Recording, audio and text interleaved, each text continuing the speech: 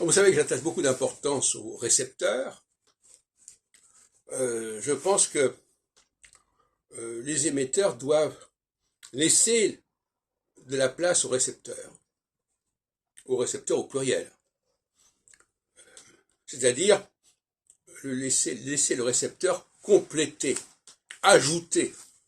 Tout à l'heure on parlait des adjectifs. Le récepteur, il ajoute quelque chose, il complète, il prolonge l'émission. Et ce n'est pas le rôle de l'émetteur de faire le travail du récepteur, de même que ce n'est pas le rôle de l'émetteur de transcrire ses propos ou de les traduire d'une manière ou d'une autre. Il y a une répartition des tâches qui est à repenser, qui est à revoir à ce niveau-là. Entre émetteur et récepteur, j'emploie d'ailleurs le mot émetteur au singulier plutôt que et le récepteur au pluriel. Parce qu'en français, à l'oral, on n'entend pas forcément au récepteur, ça peut être aussi bien AU que AUX. Et puis le S aussi n'est pas entendu. Donc en français, souvent, le singulier et le pluriel ne sont pas distincts. Mais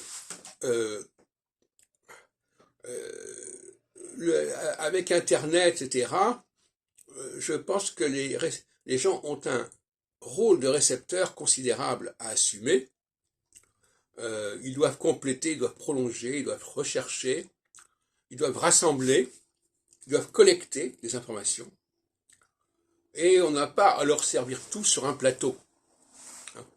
Ça me paraît évident. Il faut libérer l'émetteur de ce travail qu'il accomplit à la place du récepteur, au lieu du récepteur.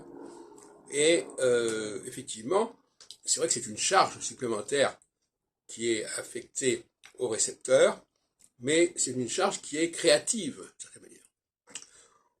C'est pour ça que le récepteur, pour moi, au niveau théologique, c'est un peu le fils de Dieu. C'est-à-dire que c'est quelqu'un, le récepteur avisé, le récepteur intelligent, est l'interface entre l'émetteur et le lecteur de base, si vous voulez. C'est aussi un compilateur. C'est quelqu'un qui doit écouter ce qui se passe, qui doit être au courant de ce qui se passe. Ce qui n'est pas le rôle de l'émetteur. L'émetteur, lui, il fait son travail, il produit ce qu'il a à produire, mais il n'a pas nécessairement à savoir tout ce qui se passe autour de lui. C'est paradoxal. Mais par exemple, un mélomane va savoir beaucoup plus de choses parfois sur la musique qu'un compositeur.